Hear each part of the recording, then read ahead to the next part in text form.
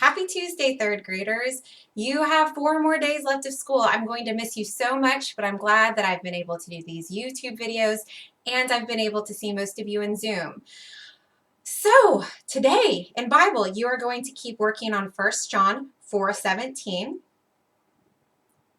This is how love is made complete among us so that we will have confidence on the day of judgment. In this world, we are like Jesus. You are going to read about Paul and Barnabas being sent on a missionary journey in Acts 13, the whole chapter.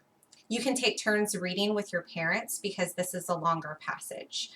For math today, I will be on Zoom so that you can ask questions. I won't teach a full lesson, but we might look up a brain pop joke or two and look at the cartoons on there.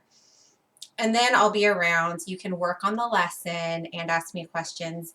If you were not on Zoom yesterday, but you have questions about the daily practice or money, then you can get on today and ask me about Monday's lesson in math or Tuesday's lesson or Wednesday if you worked ahead.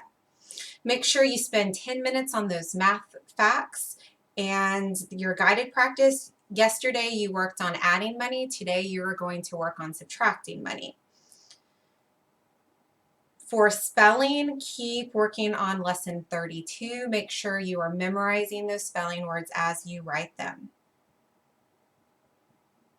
For grammar today, no grammar again. Use that extra time to work on your reading. You have 2 chapters today in Farmer Boy, but they are short chapters.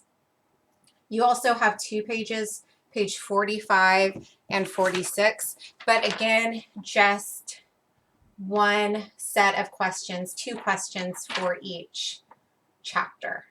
The little bobsled, that looks like fun, and threshing. That makes me think of one of the chapters in Little House in the Big Woods. Make sure you are looking at those vocabulary words. Some of these words you use even now in your conversations, but some of these words are not used as commonly, so make sure you look those up, and that will help you understand the story better. Continue to visualize, to see a movie, a picture in your head as you read. That will help you understand the book better and become a better reader. For science today, look over your botany study guide. You should have finished that up on Monday. You can finish or just look over. Make sure you use the botany booklet to check your answers. And then tomorrow, Wednesday, we're going to have a whole 3rd grade science Zoom. That means kids from 3A, our class, 3B, and 3C, all 3 3rd grade classes. Your parents were sent a link, so make sure that you get on there. You'll be able to see some friends you may have not seen in a while on Zoom, and we will review our answers on the study guide and talk about the grass seed experiment. My grass seed actually started growing, so I'm really excited to share it now. That is it, 3rd graders. Have a great Tuesday.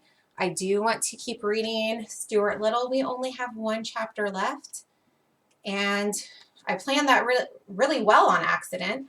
During distance learning, we've made it through a whole book, Stuart Little. Heading north.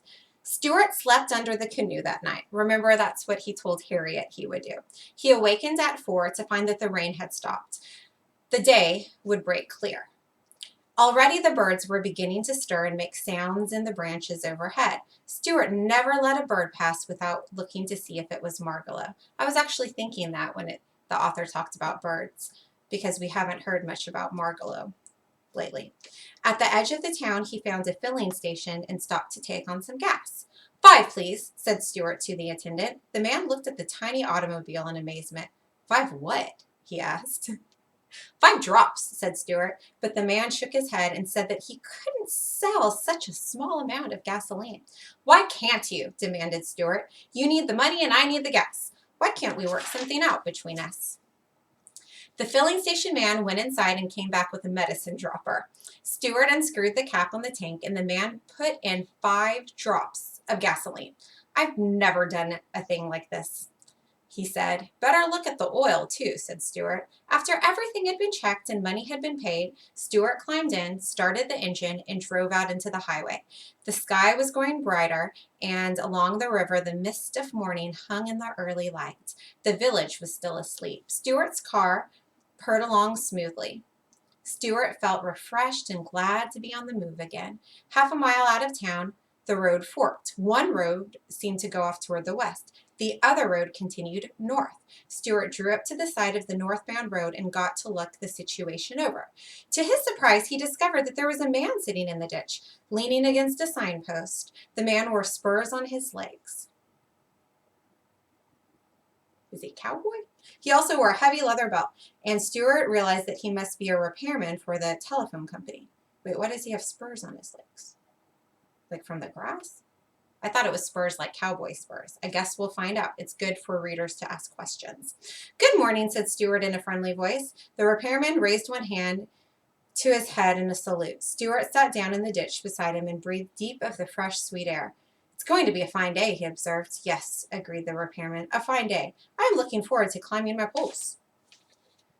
I wish you fair skies and a tight grip, said Stuart. By the way, do you ever see any birds at the top of your poles? Yes, I see birds in great numbers, replied the repairman. Well, if you ever run across a bird named Margalo, said Stuart, I'd appreciate it if you would drop me a line. Here's my card. We'll find out what happens with Stuart and the repairman tomorrow.